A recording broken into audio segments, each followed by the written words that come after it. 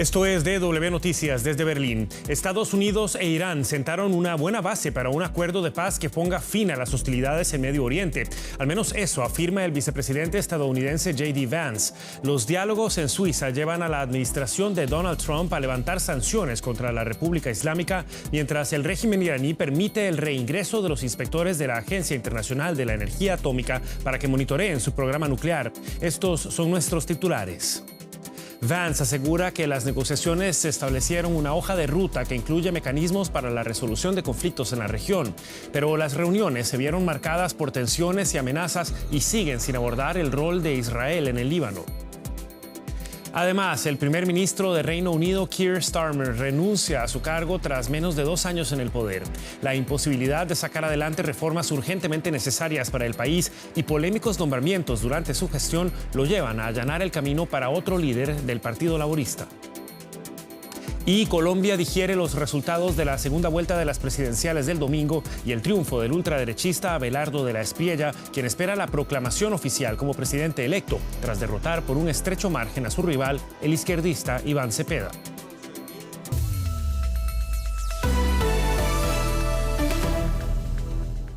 Los saluda Javier Arguedas. Gracias por informarse con nosotros. El vicepresidente estadounidense J.D. Vance aseguró este lunes que Estados Unidos e Irán definieron una hoja de ruta para alcanzar un acuerdo que ponga fin al conflicto en Medio Oriente en un lapso de 60 días. Vance afirma que Irán permitirá la entrada de inspectores nucleares en el país y anunció al mismo tiempo que la administración Trump planea liberar los activos iraníes congelados en virtud de las sanciones contra la República Islámica. Paralelamente, el Departamento del Tesoro estadounidense levantó por 60 días las sanciones contra el petróleo iraní. El ministro de Exteriores de Irán, Abbas Araghchi, celebró ambas medidas. Varias agencias marítimas registran un aumento del tránsito por el estrecho de Hormuz, por donde circula más del 20% del petróleo mundial. Este paso, recordemos, había sido bloqueado por Irán al comenzar la guerra. Luciano Zácara es analista político de Medio Oriente y el Golfo y nos acompaña a esta hora desde Doha. Señor Zácara, muy buenas noches. ¿Qué podemos entender exactamente por esa hoja de ruta y qué tanto puede servir realmente para llevar a un cese de la violencia en Medio Oriente? Bueno, puede servir porque la hoja de ruta lo que establece son objetivos parciales, incentivos que se van a dar a lo largo de estos 60 días mientras se está negociando, para ir destrabando cosas que se han ido exigiendo por parte de las dos partes. No es como en el 2015 que no había incentivos hasta que llegara a un acuerdo final y en el acuerdo final se sabía todo lo que se iba a resolver. En este caso, como hay situaciones preexistentes que tienen que ver con condiciones previas, con exigir que se abra el estrecho de Hormuz, que se levante el bloqueo de los puertos iraníes, que se liberen fondos, que se paralice la actividad militar en Líbano. Son precondiciones que se van estableciendo a lo largo de estos 60 días y que eso da la esperanza de que sí, mientras se estén cumpliendo estos objetivos parciales, se pueda llegar a los 60 días a discutir el fondo de la cuestión, que son los temas específicamente nucleares que tienen que ver con el enriquecimiento de uranio. Antes de estos diálogos habíamos visto ese memorando de entendimiento entre Estados Unidos e Irán que había sido criticado incluso dentro del movimiento republicano en Washington por hacer amplias concesiones a Irán. Viendo ya la hoja de ruta desde su perspectiva, ¿considera que es demasiado laxa con el régimen iraní? Bueno, de la perspectiva americana y sobre todo de aquellos que me empujaban para una resolución maximalista de Estados Unidos exigiendo la rendición absoluta de Irán, la queda del régimen, el descalabro total del sistema político, el renunciamiento a todo el programa militar y misilístico. Evidentemente, esto es una renuncia, es una pérdida, es algo que no ha traducido la victoria militar en una victoria diplomática y política. Pero es entendible que Trump haya entendido que no habiendo podido eliminar totalmente a Irán en este contexto, no habiendo podido eliminar a la República Islámica ni al sistema político, más allá de que esté muy debilitada militarmente, esto obliga a que se siente a una mesa y a establecer concesiones por parte de los dos. No es que Irán haya ganado esta guerra, Irán también tiene que hacer concesiones. Irán ha empezado a hacer concesiones dejando entrar a inspectores de la agencia. Por lo tanto, en realidad lo que es una versión más realista de lo que se podía conseguir un acuerdo nuclear, como se consiguió en el año 2013-2015. El problema era la iniciativa maximalista que había establecido Trump a empezar desde muy arriba, demandando absolutamente todo, sin entender que Irán no podía aceptar y que en definitiva no aceptó y luchó para no aceptar términos que son impuestos por un vencedor a un vencido, sino que ahora son unas negociaciones en donde se discute de igual a igual qué puede ofrecer cada uno y qué es lo que demanda cada uno. Escuchábamos el análisis de Luciano Zácara, analista de Medio Oriente y el Golfo, tras la llamada hoja de ruta que presenta el vicepresidente estadounidense J.D. Vance. Muchísimas gracias, señor Zácara. Hasta la próxima. Buenas noches, hasta la próxima. Y a pesar de un cierto escepticismo sobre el proceso de diálogo entre Estados Unidos e Irán, el Departamento de Estado de Estados Unidos anunció este lunes que Marco Rubio viajará a Medio Oriente para visitar países aliados a Estados Unidos en la región. Antes de este programa hablé con el periodista José Díaz Briceño en Washington y le pregunté qué efecto puede tener esta visita en medio de esas sensibles negociaciones con Irán.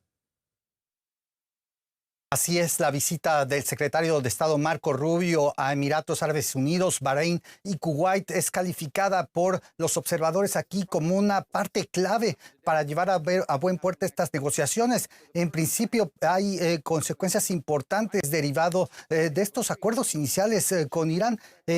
Marco Rubio deberá convencer a escépticos también dentro de los aliados estadounidenses en la región a que pongan su confianza en las negociaciones lideradas por Vance y al mismo tiempo también a encontrar algún tipo de mecanismo ante preocupaciones, por ejemplo, de la volatilidad de los mercados petroleros, ante la suspensión de las sanciones de exportación de crudo por parte de Irán.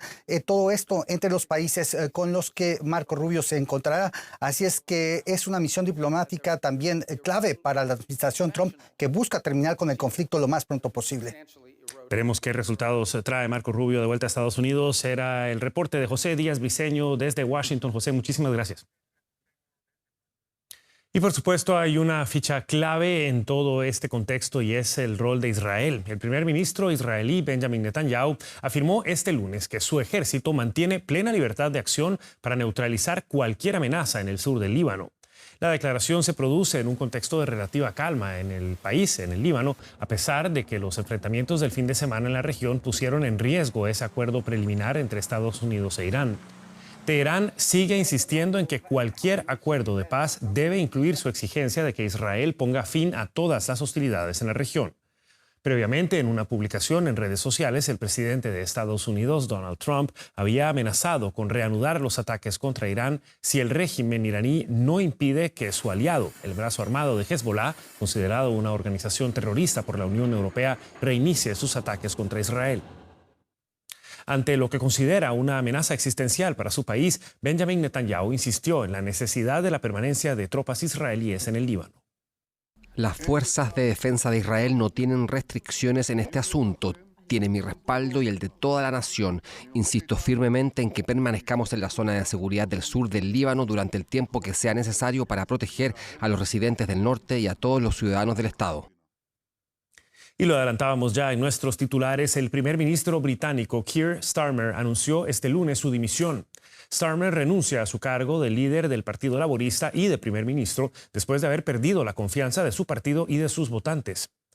A las pocas horas del anuncio, el hombre considerado su sucesor más probable ocupó su escaño en el Parlamento británico. El exalcalde de Manchester, Andy Burnham, presentó juramento tras una contundente victoria en las elecciones parciales del jueves en la localidad de Makerfield, en el norte de Inglaterra. El asiento en el Parlamento le da derecho a presentar su candidatura para liderar el Partido Laborista. Starmer seguirá en su cargo en el número 10 de Downing Street hasta que el Partido Laborista elija a su sucesor. Y establecemos contacto con la ciudad de Londres, donde el periodista Fernán González se encuentra dando seguimiento a estas noticias en desarrollo. ¿Qué tal, Fernán? Muy buenas noches para vos. Keir Starmer estuvo en el poder menos de 2 años. ¿Su salida es solo producto de su propia falta de habilidad para gobernar o responde también a una dificultad general de implementar un plan de gobierno en Reino Unido? Buenas noches. La caída de Keir Starmer es una combinación de falta de habilidades como líder y también de no presentar un plan de gobierno claro y creíble. Por un lado, Keir Starmer no es buen comunicador, sus discursos son monótonos, incluso el de hoy, el de su renuncia. Durante su mandato nunca logró articular un relato sencillo y coherente sobre hacia dónde quería llevar el país. Muchos votantes no vieron con claridad cómo resolvería problemas como el alto costo de la vida, la presión sobre los servicios públicos, la inmigración o el bajo crecimiento económico. Y tampoco logró crear una base amplia dentro de su partido. También el otro gran problema de Keir Starmer fueron sus propios errores, como el de retirar el subsidio de calefacción a los jubilados, que finalmente tuvo que revertir. Y como se nombraba en el informe, como se mencionaba en el informe, el haber nombrado a Peter Mandelson, un asociado en el pasado de Jeffrey Epstein, el pedófilo Jeffrey Epstein, como embajador en Estados Unidos. Ahora, se da por hecho que Andy Burnham será el próximo líder de los laboristas y por ende también primer ministro. ¿Qué lo caracteriza como político y cuán preparado está él para el cargo? El llamado rey del norte, por abogar por las regiones más desfavorecidas del norte de Inglaterra, será casi seguro el sucesor de Starmer. Tiene a su favor el hecho de que tiene carisma, tiene experiencia en el gobierno y una reputación de buen comunicador. Además, presenta su gestión como alcalde por 9 años, el alcalde de Gran Manchester, como prueba de que puede cumplir objetivos concretos. Sin embargo, sus críticos señalan que es muy diferente un gobierno local al gobierno del Reino Unido con todos los desafíos que supone. El último terremoto político en el Reino Unido nos explicaba Fernán González desde la ciudad de Londres. Fernán, muchísimas gracias y hasta una próxima ocasión. Bueno, y quienes prestaron atención se dieron cuenta de que mucho del tormento del Reino Unido en estos momentos tiene que ver con la economía y por eso está con nosotros Belén Parancar para analizar este aspecto con nosotros, Belén. Sí, gracias, Javier. Delicada la situación económica en Reino Unido y por eso decimos que la dimisión de este primer ministro británico, Keir Starmer, se produce en un momento especialmente delicado para las finanzas del Reino Unido cuando se cumplen 10 años del referéndum que aprobó el Brexit y transformó de forma permanente el panorama político y económico del país. El crecimiento económico sigue siendo débil, con previsiones que apuntan a un avance de apenas el 1% este año. Una cifra insuficiente para aliviar la elevada presión fiscal y la pérdida de poder adquisitivo de los hogares afectada por la inflación de los últimos años. Además, el gobierno laborista no ha conseguido revertir el complicado escenario fiscal heredado de administraciones anteriores. La deuda pública se sitúa ya en torno al 95% del Producto Interior Bruto, un nivel que mantiene la preocupación entre los inversores. La salida del primer ministro no ha sorprendido a los mercados, que este lunes cerraron en positivo. Más temas, China ha redoblado este lunes la presión sobre Estados Unidos en plena disputa comercial y tecnológica. Pekín ha incluido a 10 entidades estadounidenses vinculadas a los sectores de defensa y tecnologías estratégicas en su lista de control de exportaciones. Además, ha impuesto restricciones a decenas de empresas estadounidenses en la contratación pública. El Ministerio Chino de Comercio asegura que la medida busca proteger la seguridad nacional y cumplir con los compromisos internacionales de no proliferación. Entre las compañías afectadas figuran fabricantes y proveedores relacionados con drones, robótica y tecnología militar, sectores clave en la creciente rivalidad entre las dos mayores economías del mundo. Conectamos en este punto con Ana Nieto para profundizar en este tema. Ana, dos de las empresas afectadas por el control de las exportaciones se dedican al negocio crucial de tierras raras. ¿Qué busca China con estas acciones? Sí, en el caso de las dos empresas de tierras raras, US Rare Earth y MP Materials, China manda un mensaje de fuerza y más bien un aviso como líder en el mercado de estos minerales, elementos químicos, de que puede influir decisivamente en una cadena de proveedores que es crucial para industrias del futuro, ya que estos elementos raros son básicos para la industria de la defensa, de la tecnología, de las energías renovables. Estas dos empresas, no obstante, tienen una exposición bastante mínima a China, con lo cual se convierte todo en un aviso. Porque el conjunto de estas sanciones, lo que ocurre es que llegan como respuesta a la decisión del Pentágono hace apenas 2 semanas de añadir una serie de negocios chinos a la lista de colaboradores con el ejército de este país asiático, una lista que no les cierra realmente las puertas al comercio en Estados Unidos, pero sí la contratación con el Pentágono, lo cual abre complicaciones a estas compañías. En esta lista están compañías como Baidu, Alibaba, la automotriz BYD. Es decir, un aviso de fuerza que China contesta en términos similares. Se abre así la tensión en el diálogo comercial entre los dos países que estaba reabierto tras la visita de Donald Trump a China el pasado mes de mayo. Que esto sea una declaración de fuerza, una posición de recogida de fuerza o que se llegue al fin de la buena fe, pues es algo que el tiempo nos dirá. Y Ana, la gran pregunta, ¿puede escalar esta situación de tensión comercial? Sí, puede, y con un sector que además tiene una exposición importante en el área más destacada de Estados Unidos en estos momentos, que es la inteligencia artificial. Hace apenas unos días, Reuters revelaba que Estados Unidos no ha incluido a empresas de IA como DeepSeek o el fabricante de memorias CXMT en una lista de empresas que presentan riesgos para la seguridad nacional cuando hay sospechas de que podrían tenerlo, de acuerdo con una serie de parámetros que maneja el gobierno de Estados Unidos. Añadir a estas empresas a este listado que limita las relaciones comerciales sería escalar el conflicto comercial y además complicar mucho la situación de la IA en Estados Unidos, porque cada vez más empresas manejan modelos chinos. Ana Nieto, desde Nueva York, gracias por estas informaciones. Gracias, Belén.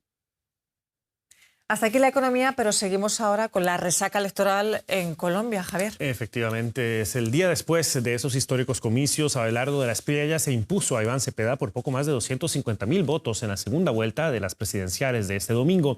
Es el resultado más estrecho en la historia del país. De la Espriella, abogado de 47 años, aseguró tras conocerse los resultados preliminares que gobernará para todos los colombianos y que buscará ganarse la confianza de quienes no votaron por él. Por su parte, el candidato oficialista, su rival, Iván Cepeda, reconoció el resultado preliminar, aunque también anunció que impugnará 33.000 mesas de votación. La jornada electoral estuvo marcada por una participación histórica. El 63% del censo electoral acudió a las urnas, una cifra sin precedentes en una segunda vuelta presidencial en Colombia. El estrecho margen de la victoria refleja la profunda polarización política que atraviesa el país entre las propuestas de ultraderecha de la Espriella y el continuismo izquierdista del gobierno de Gustavo Petro. Se vive, se siente el tigre presidente. Banderas tricolores y miles de personas recibieron el triunfo de Abelardo de la Espriella, el excéntrico abogado que se hace llamar el Tigre y habla de sus seguidores como la manada. En Barranquilla celebró bajo el calor de la noche caribeña en un evento con aires de final de fútbol, donde la mayoría lucía la camiseta de la selección colombiana en pleno mundial. El uniforme se convirtió en el muy criticado atuendo oficial de su campaña. Desde una cabina de vidrios blindados, de la Espriella moderó su agresivo discurso contra la izquierda y su rival Iván Cepeda. Voy a gobernar para todos los colombianos, para quienes votaron por mí y para quienes escogieron otro candidato. No habrá vencedores ni vencidos, no habrá retaliaciones, no habrá persecuciones, porque en democracia no existen enemigos irreconciliables. Su adversario, Iván Cepeda, por su lado, anunció que esperará el resultado definitivo del escrutinio antes de reconocer su derrota. El preconteo que se ha realizado en la noche de hoy lo reconocemos como un dato que es aún no oficial ni vinculante. Algunos de sus votantes salieron también a las calles descontentos con los resultados del conteo preliminar. El mensaje es mantenernos movilizados, defendiendo la esperanza, esperando los resultados del escrutinio, pero también diciendo que al pueblo nunca le han regalado nada, nunca nos han dado nada, sino que lo hemos conquistado en la movilización popular. Un apretadísimo final para las elecciones más reñidas de la historia de Colombia. Elecciones que ha cubierto para nosotros la periodista Alexandra Correa, quien en estos momentos se encuentra en nuestro estudio en Bogotá para ofrecernos más detalles de ese día después. ¿Qué tal, Alexandra? Un gusto saludarte nuevamente. Considerando que el preconteo no es todavía el resultado certificado de las elecciones, ¿existe alguna posibilidad de que esas 33,000 mesas que quiere impugnar el oficialismo puedan terminar dándole el triunfo a Iván Cepeda? Hola Javier y televidentes, según expertos no es tan factible que logre Cepeda conseguir más de 250,000 votos para revertir los resultados en la etapa del escrutinio. Si bien es cierto que en las elecciones al Congreso hace 4 años, Javier, el partido de izquierda del Pacto Histórico obtuvo 390,000 votos más durante esta etapa escrutadora y que en el mes de marzo de este año el Pacto Histórico recuperara cerca de 50,000 votos en el escrutinio, proceso que es el que da el carácter vinculante legal a los resultados electorales. En presidenciales las diferencias entre los procesos de conteo suelen ser muy sustanciales y no terminan revirtiendo los resultados, teniendo en cuenta además que ahora la diferencia está en cerca de un punto porcentual y es muy difícil que eso cambie, opinan los expertos, Javier. Sin embargo, Cepeda presentó unas 57,000 observaciones al proceso de preconteo y dijo que iba a reconocer finalmente estos resultados, como lo dijiste, resultados vinculantes de estas horas o de estos días y respeta los resultados de ayer. Hoy Cepeda llamó a guardar la calma, a tener tranquilidad a sus seguidores y votantes y a dar un comportamiento ejemplar tras los comicios. Hoy sin duda es un día de reflexión y de análisis en Colombia. Alexandra, ¿qué revelan los resultados de anoche sobre el apoyo que recibió cada candidato por parte de la ciudadanía? Bueno, revelan un electorado extrapolarizado, también revelan la fuerza y una consolidación de la izquierda como movimiento político que obtuvo el apoyo del casi 50% de la población que salió a votar ayer. Revelan dos Colombias con sentires e ideales muy distintos, unos priorizando la seguridad y otros la paz y la lucha social. También quedó la radiografía, Javier, de una tendencia de derecha electoral en el centro del país, a excepción de Bogotá, tradicionalmente de izquierda, y en donde Cepeda no recibió el porcentaje de los apoyos que estaba esperando. En la costa pacífica, por ejemplo, el Caribe, la Amazonía y la Orinoquía, queda marcada la tendencia política hacia la izquierda. También muestra cómo Colombia no logra seguir optando por el diálogo para salir del conflicto armado, a pesar de que 4 años son muy poco para comparar 60 años de vida armada, que no ha tenido éxito tampoco, ni el diálogo ni la vía armada, y que parece esa vía armada de mano dura va a retornar con Abelardo de la Espriella, así como las fumigaciones a los cultivos de hoja de coca, de la que viven miles de familias a falta de opciones y oportunidades en territorio. Queda claro que en el Congreso de la Espriella, fina Donald Trump la tendrá difícil y deberá hacer alianzas bajándole a su tono de mano dura para poder gobernar un país que atraviesa un profundo hueco fiscal de casi el 7% del Producto Interno Bruto, una inflación por encima de la meta, como sabes, y para que su gobierno sea exitoso y no quede bloqueado en el legislativo como el de Gustavo Petro, deberá ser más conciliador. Con su victoria preliminar, Javier, América Latina marca tendencia política mayoritariamente hacia la derecha. Nos lo contaba Alexandra Correa tras el triunfo de Abelardo de la Espriella en las elecciones presidenciales de Colombia. Alexandra, muchísimas gracias y hasta la próxima.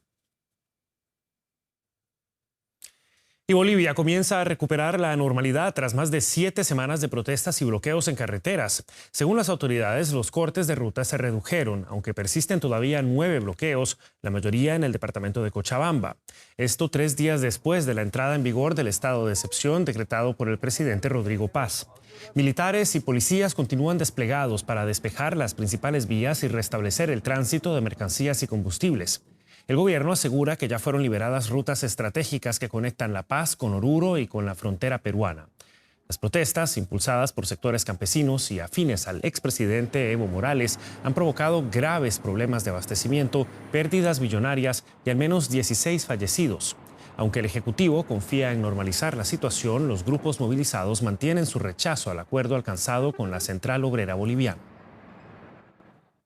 Y durante todo este conflicto en Bolivia, la periodista Tania Frank ha estado informándonos sobre el desarrollo de los acontecimientos. Tania, ¿qué tal? Un gusto saludarte. Quienes hemos estado siguiendo la situación en Bolivia, vemos esta reducción significativa de los bloqueos y no queda muy claro si esto es por intervenciones a la fuerza por parte de las autoridades o si el estado de excepción ha desincentivado por sí mismo a los manifestantes a salir a las calles. ¿A qué se debe ese retorno paulatino a la normalidad? Hola Javier, sí, una reducción significativa se debe principalmente a la aplicación del estado de excepción, el decreto emitido por el presidente Rodrigo Paz, que prohíbe expresamente el bloqueo de calles, el bloqueo de avenidas y el bloqueo de las carreteras nacionales. Es una de las decisiones que ha tomado el presidente Rodrigo Paz, y de eso viene las intervenciones operativas y resguardo estratégico. No se ha tratado únicamente de un decreto disuasivo de decisión. Ha habido operativos policiales y militares concretos en puntos conflictivos como la ciudad del Alto y también en la ciudad de Cochabamba. Paralelamente, también el uso de la fuerza pública. Existe cansancio también generalizado de la población civil y en las bases de los manifestantes que ya cumplían 50 días de bloqueo justo cuando se emitió el decreto de excepción. Entonces, esto ha sumado y esto ha significado que La Paz y el Alto poco a poco vuelva a la normalidad, y también de alguna manera los camiones que estaban parados en distintas carreteras puedan circular de forma normal. Tercer día bajo el estado de excepción, 9 puntos de bloqueo, y el ministro de Gobierno ha informado también que se va a tener un plan operativo para ingresar al trópico de Cochabamba, bastión de Evo Morales, donde aún permanecen los bloqueos. Mencionabas las ciudades de La Paz y el Alto, que habían generado sobre todo preocupación por la amenaza de una crisis humanitaria ante la falta de alimentos y productos básicos. ¿Qué tanto se ha aliviado la situación en las últimas horas? Los operativos conjuntos liberaron las principales carreteras del país, sobre todo en el tema del occidente. Esto ha permitido que camiones con carga pesada que se encontraban parados por más de 50 días comiencen a ingresar a las ciudades y los centros de abastos.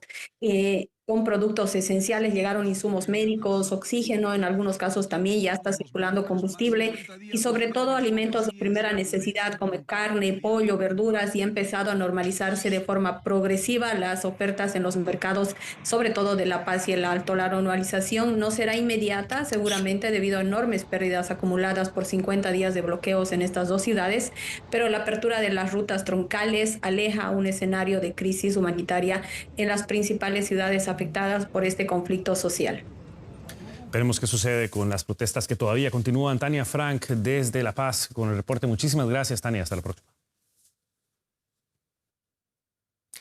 Y antes de irnos, primero falló un penal en el minuto 8, pero poco después marcó el 1-0 en el 40 para convertirse con 18 goles en el máximo goleador en solitario de la historia de los mundiales. Sí, hablamos de Lionel Messi, que agranda su leyenda y da el paso a Argentina a los 16avos en el Mundial de Fútbol 2026.